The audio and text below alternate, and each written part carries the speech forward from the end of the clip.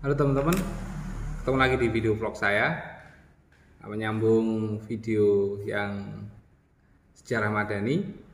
Pada kesempatan kali ini saya akan berbagi kisah saya tentang perkembangan Madani mulai dari buka sampai kondisi sekarang di bulan Januari tahun 2022. Oke, yang belum subscribe silahkan subscribe, like dan share video saya sehingga teman-teman akan mendapatkan berita, informasi yang bermanfaat untuk kemajuan usaha teman-teman. Oke, kita lanjutkan. Let's go. Oke teman-teman, kita mulai. Jadi bisnis saya yang pertama saya rintis tahun 2004 bulan September. Waktu itu saya jalankan dengan teman. Kemudian di akhir tahun 2005 atau awal 2006 itu kami break, kami tidak sejalan. Kemudian mulai Januari 2006 saya menjalankan bisnis ini sendiri. Dan saya waktu itu tidak punya apa-apa, alat prasarana tidak punya, hanya punya tempat kontrakan. Dan bisnis saya yang pertama itu hanya pengetikan dan servis komputer. Jadi saya hanya melayani pengetikan dan servis komputer karena bekal ilmu saya waktu itu hanya itu. Kemudian pada awal tahun itu saya mendapatkan pinjaman alat, ngutang alat sama beberapa teman relasi yang biasa saya ngambil barang dulu waktu saya masih kerja di bos saya untuk saya gunakan menjalankan bisnis itu. Akhirnya saya ngutang barang, saya pakai untuk menjalankan bisnis. Saya beli kertas itu ya tidak banyak ya, hanya 2 rem, 1 rem kayak gitu. Pokoknya serba minim lah karena waktu itu saya juga segi pendanaan saya tidak punya apa-apa. Ya. Nah di awal saya break dengan teman itu kan adik saya yang sebelumnya juga ikut membantu menjalankan bisnis itu, dia ada sedikit salah paham dengan saya sehingga dia juga tidak membantu saya untuk menjalankan usaha itu. Tapi pada bulan Maret 2006 dia kembali lagi ke saya karena dia tahu bahwa ini loh sebenarnya yang terjadi pada saat saya harus break dengan teman. Akhirnya saya menjalankan bisnis itu dengan adik saya, dia yang nunggu di toko, saya kalau pagi sampai sore biasanya ngajar ngeles komputer di sekolah dan di beberapa tempat. Pulang dari aktivitas saya di luar, saya kembali ke toko sampai malam dengan adik saya. Nah, pada saat itu bulan Mei saya sudah menikah dengan istri saya, dan ketika itu adik saya akhirnya ada yang membantu untuk mengerjakan beberapa orderan. Jadi sedikit banyak istri saya membantu di situ, meskipun saya sebenarnya tidak minta dia untuk bantu, tapi ya karena dia satu lokasi, rumahnya besar yang digunakan untuk toko itu, mau tidak mau dia juga ikut berkecimpung. Nah tahun 2007 setelah setahun saya menikah dan usaha itu sudah mulai berjalan, mulai ada beberapa konsumen yang jadi langganan juga semakin ramai. Akhirnya tahun 2007 itu saya tambah karyawan cewek 1. Jadi yang pertama karyawan saya itu adalah adik saya cowok, kemudian 1 lagi cewek ya. Nah karena waktu itu juga istri saya sudah hamil besar mau melahirkan, sehingga tidak mungkin membantu proses penanganan di toko. Kemudian berjalan setahun setelah menikah anak saya lahir dan kondisi toko semakin ramai waktu itu. Nah tahun 2007 itu saya punya kenalan yang suka fotografi, akhirnya saya juga tertarik.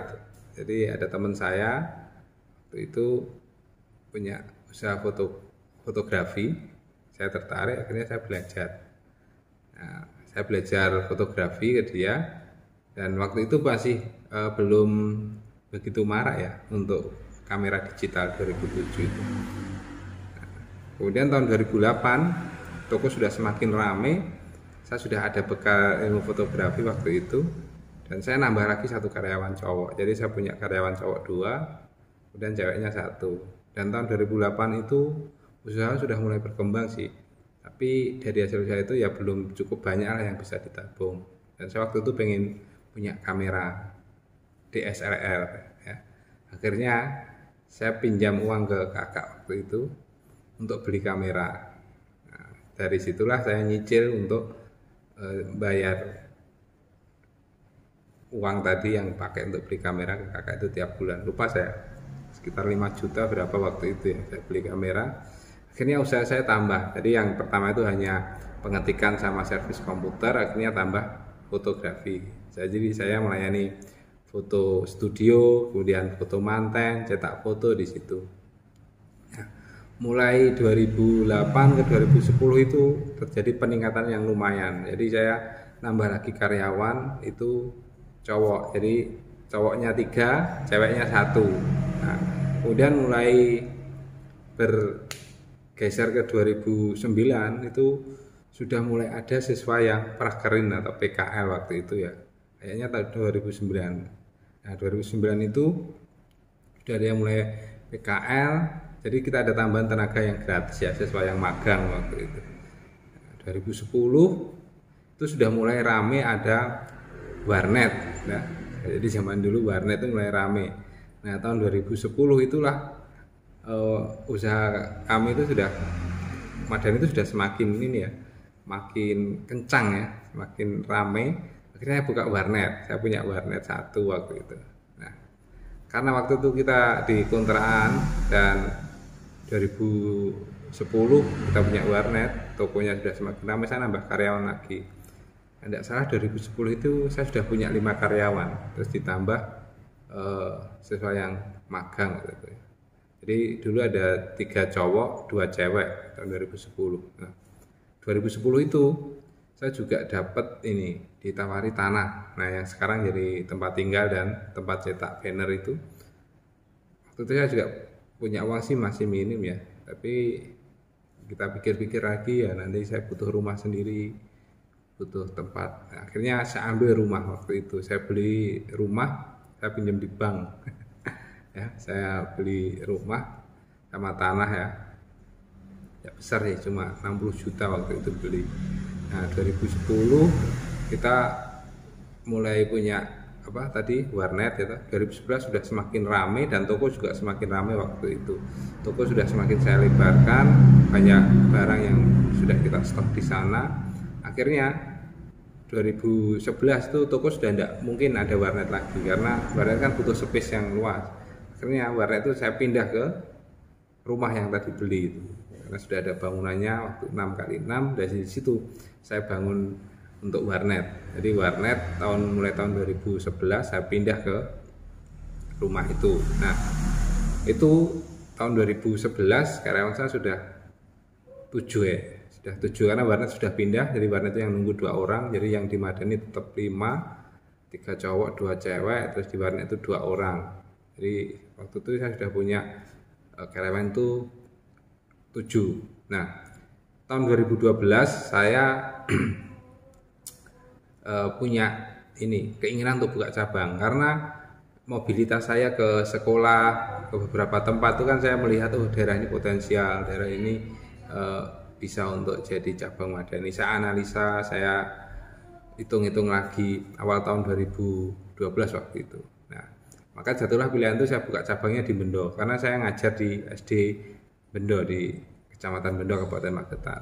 Akhirnya saya ada tempat yang mau saya kontrak waktu itu.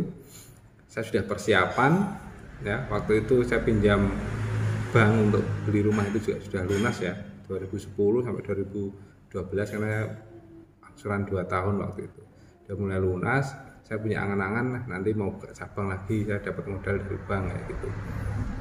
Nah, 2012 saya sudah dapat uang itu waktu itu dari bank itu sekitar 30 juta ya, karena pengajuan tempat yang mau saya kontrak itu pertama ditawarkan, tapi saya nunggu 2 bulan di awal tahun itu karena awal tahun sudah saya mau eksekusi, itu tidak boleh sampai bulan 3 itu rumah itu tidak boleh saya kontrak, padahal saya sudah pegang uang, sudah pengajuan sudah cair. Akhirnya uang itu saya pakai buat beli mobil sedan tua ya, saya punya Corolla DX waktu itu. Akhirnya saya nggak jadi. Nah, di bulan berikutnya saya tetap pengen buka cabang, saya cari tempat. Nah, saya dapat tempat itu yang Madani Bulatan itu. Waktu itu saya tawar, nggak boleh juga, harganya terlalu tinggi. Ini saya tahun ini saya nggak bisa buka cabang tahun 2012. Nah, ternyata setelah Lebaran ada bulan Juni Itu saya didatangi yang punya rumah yang di Madani Bendo itu. Ternyata rumahnya boleh saya kontrak. Waduh, saya sudah tidak punya uang, waktu uangnya sudah dipakai buat beli mobil tadi, dan tabungan juga tidak begitu banyak, tetapi akhirnya saya iakan. Jadi waktu itu saya kontrak masih 5 juta atau 6 juta ya waktu itu. Saya kontrak 3 tahun, pokoknya 3 tahun kalau tidak salah 20 juta ya dikasih harga itu. Saya tidak punya uang buat kontrak, saya hanya ada barang-barang yang mau saya taruh di sana. Akhirnya saya pulang ke rumah orang tua, saya ngomong sama bapak ibu, saya butuh uang, ada uang apa enggak. Bapak ibu sendiri kondisinya juga tidak punya uang ya waktu itu. Beliau bilang itu di kandang ada sapi, kalau memang mau dipakai buat usaha boleh dijual.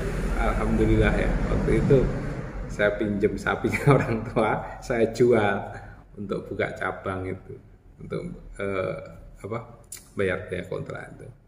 Nah dari situlah akhirnya saya buka cabang yang di Madani Bendo ya, yang di depan SMK 1 Bendo itu. Bulan Juli ya tidak salah waktu itu ya, bulan Juli 2012 saya mulai buka di sana. Kemudian karena di sana itu ramai anak sekolah dan sebagainya, ternyata malah butuh internet. Akhirnya warnet yang tadi sudah saya pindah di rumah yang saya beli itu, saya pindah lagi ke Bendo, dan di sana itu lebih ramai warnetnya. Karena warnetnya ramai, kemudian pengetikan printnya ramai.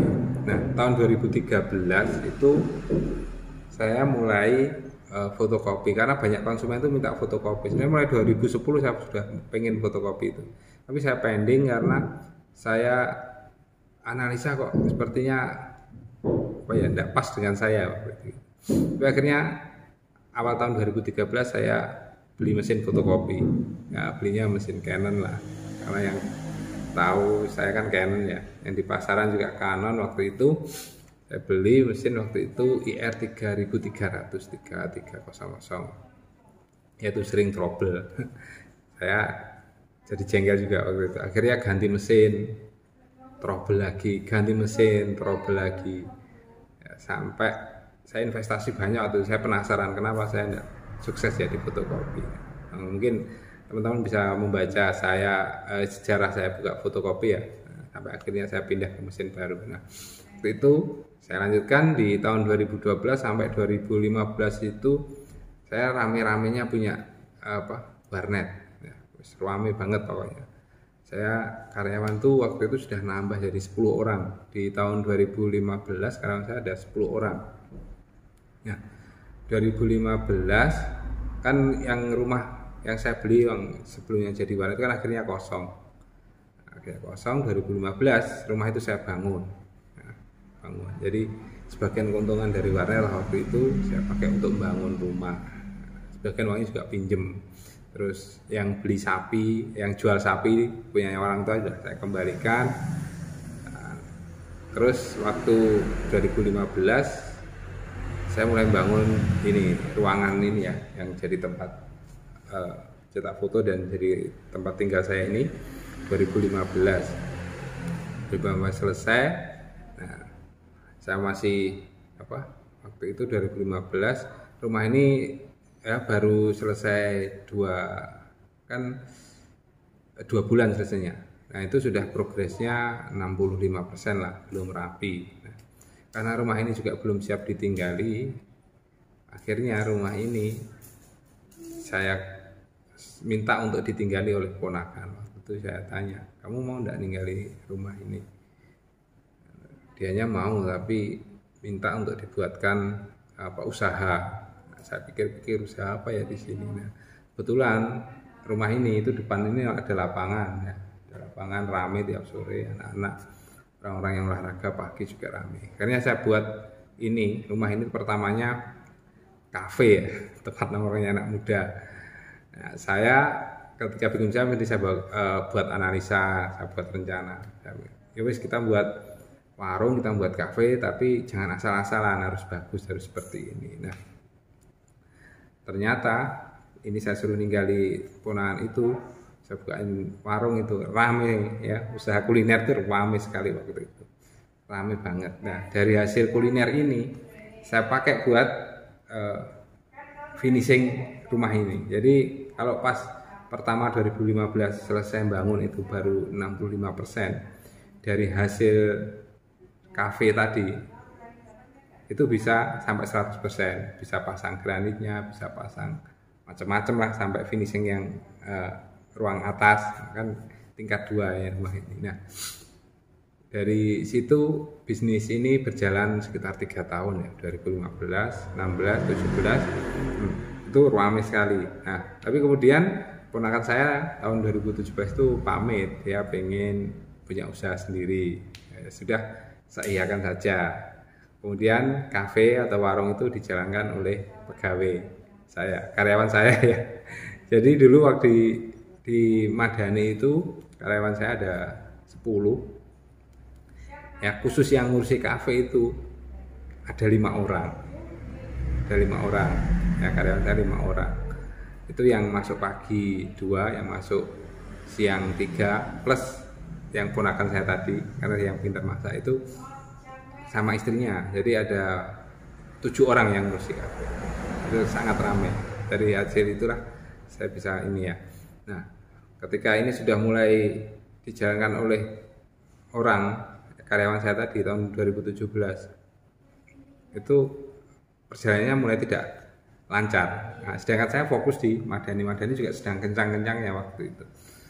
Jadi bisnis di Madani juga semakin lancar, yang di sini juga lancar. Kemudian ditinggal itu bermasalah, dan saya tidak punya basic untuk menjalankan bisnis kuliner. Akhirnya 2 tahun berjalan, di bulan November 2019 bisnis kafe itu saya tutup. Saya pengen konsen di bisnis saya, karena 2015 sampai 17 itu bisnis percetakan saya tambah lancar. Jadi fotokopinya lancar, terus percetakan tambah lancar juga, kita semakin banyak barang yang kita produksi. Akhirnya kafe saya tutup, semua karyawan saya selesaikan. Saya kasih penawaran mau pindah kerja di Madani atau pindah kerja di tempat lain. Nah, ada yang beberapa pindah kerja di tempat lain, tapi ada beberapa yang akhirnya pindah ke Madani. Nah, tahun 2019 awal akhirnya ruangan ini jadi tempat produksi banner ya. Kita punya mesin ini yang indoor, outdoor juga. Nah, kalau indoornya ini mulai 2019, kalau yang outdoornya kan 2020 ya, mulai itu. Jadi kita fokus di cetakan ini. Nah, kemudian 2019 ini ditutup. Kemudian tahun 2019 itu kita mulai buka cabang yang di Madani Belotan. Jadi karena saya juga fokus di Madani dan kafenya tadi saya tutup, saya ngejar yang buka cabang di Madani Belotan itu. 2019 sudah tutup, kita fokus di sini. Nah, tahun 2021 kemarin kita buka cabang lagi yang di Madani Tapen. Terus awal tahun 2022 ini kita buka cabang lagi yang di Madani Parang. Nah, rentan waktu antara 2017 sampai 2022 inilah yang paling saya rasakan perkembangan itu sangat pesat. Jadi kita bisa nambah mesin-mesin besar, kemudian nambah karyawan ya. Dan sekarang hari ini total karyawan yang di Madani itu ada 24 orang, 23 yang tetap, satunya yang tidak tetap ya. Tetapi ini ya kadang-kadang dia di Madani, kadang-kadang di tempat lain begitu, karena dia tidak ikat juga. Nah, ditambah dengan siswa yang magang itu rata-rata satu season itu 12 orang. Jadi ada 36 yang menjalankan bisnis di Madani ini. Nah, itu sedikit kisah perjalanan dari perkembangan Madani. Mudah-mudahan teman-teman bisa mengambil hikmah atau hal-hal yang baik dari apa yang saya sampaikan tadi. Kalau misalnya teman-teman masih ada yang mau ditanyakan, kayaknya enggak jelas dengan apa yang saya sampaikan, boleh ditulis kolom komentar pertanyaannya. nanti akan saya jawab. Oke ya, ini sudah mau maghrib. Terima kasih sudah menonton video saya. Tetap semangat dan salam sukses.